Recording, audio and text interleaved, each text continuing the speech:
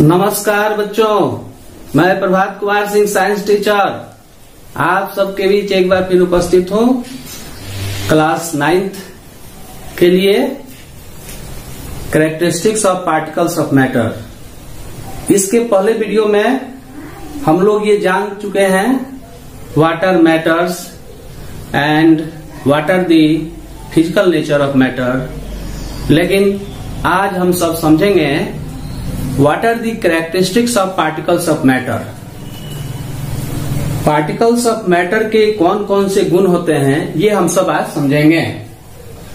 Particles of matter have a space between them. Particles of matter के बीच में space होता है और ये हम पहले वीडियो में हम लोग समझ चुके हैं इसको। दूसरा है Particles of matter are continuously moving। दूसरा कैरेक्टरिस्टिक्स है particles of matter are continuously moving, मतलब पार्ट होता है ये चीज है।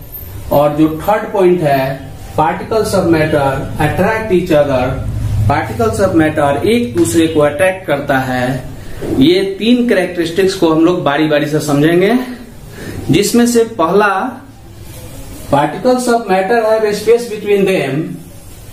इससे फर्स्ट वीडियो में हम लोग अच्छी तरह से समझ चुके हैं, क्योंकि कोई भी पार्टिकल्स है तो उसके बीच में स्पेस होता है और ये स्पेस जो है हम लोग इसको समझ चुके हैं पहले वीडियो में। अब हम आते हैं second characteristics of particles of matter का सेकेंड जो पॉइंट है particles of matter are continuously moving. Particles of matter are continuously moving, इसका अर्थ यह हुआ कि मैटर के जो पार्टिकल्स होते हैं हमेशा मोशन में रहते हैं। जैसे हम इसको एक एक्टिविटी से हम लोग अब देखेंगे। ये हमारे पास एक अगरबत्ती है जिसको इंग्लिश में इंसेंस स्टिक कहते हैं। अब इसे हम क्या करते हैं, इस कॉर्नर पर इसे हम लगा देते हैं, कॉर्नर पर रख देते हैं, यहाँ पर इसको रख देते हैं। तो हम देखते हैं कि इसका स्मेल पूरे रूम में नहीं फैल रहा है। इसका स्मेल हमें जब पास में जाते हैं, जब इसके हम पास जाते हैं तब इसका स्मेल थोड़ा हमें अनुभव होता है। अब हम क्या करते हैं, इस अगरबत्ती को जलाते हैं। जैसे हम अगरबत्ती को जलाते हैं तो अगरबत्ती का स्मेल धीरे धीरे इस रूम में चारों तरफ फैलने लगता है। जैसा कि हम सब इस पे देख रहे हैं कि ये जो अगरबत्ती है ये स्मोक्स इसके एयर में फैल रहे हैं और ये एयर में फैलकर चारों तरफ एयर में डिस्ट्रीब्यूट हो जा रहे हैं और हम रूम के किसी भी कोने में जाकर इसके स्मेल को अनुभव कर सकते हैं। इसको हम थोड़ा साइंटिफिक विचार से समझने का प्रयास करते हैं।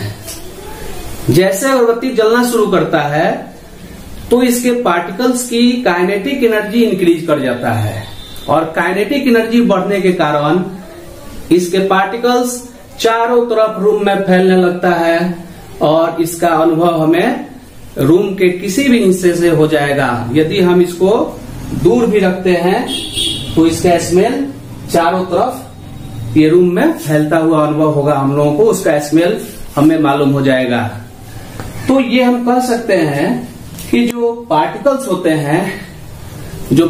होते हैं मैटर के पार्टिकल्स होते हैं वो कंटिन्यूअसली मोशन में रहते हैं।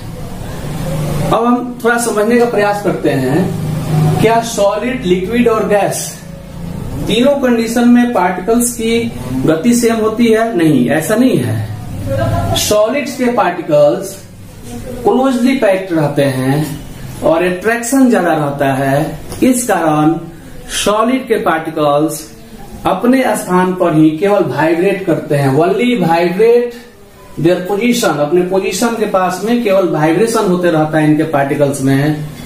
लेकिन लिक्विड के पार्टिकल्स के बीच में स्पेस ज्यादा होता है। लिक्विड के जो पार्टिकल्स होते हैं उसके बीच बीच में स्पेस होता है, ज्यादा स्पेस होता है और लिक्विड के पार्टिकल्स के बीच में अट्रैक्शन सॉलिड की अपेक्षा कम होता है। इस कारण लिक्विड के पार्टिकल स्लाइड्स करते हैं और स्लाइड्स करके जिस बर्तन में रखते हैं उसमें अपना वो शेप ले लेते हैं।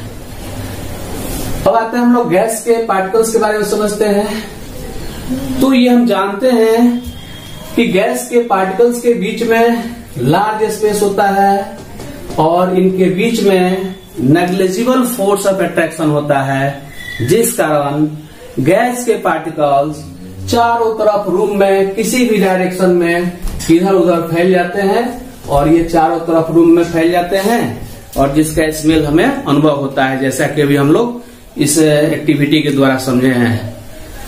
अब आते हैं हम एक दूसरा एक्टिविटी को समझते हैं। ये बीकर है और इस बीकर में पानी है। तो हम ये जान चुके हैं कि water is also matter and water also have particles. इसके अंदर भी पार्टिकल्स हैं और उसमें भी स्पेस है।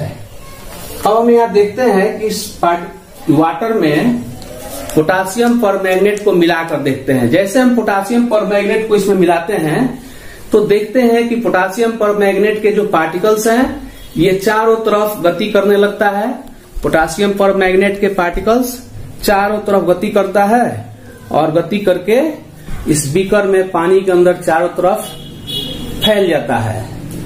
तो यहां भी हम देख सकते हैं कि particles of matter are continuously moving.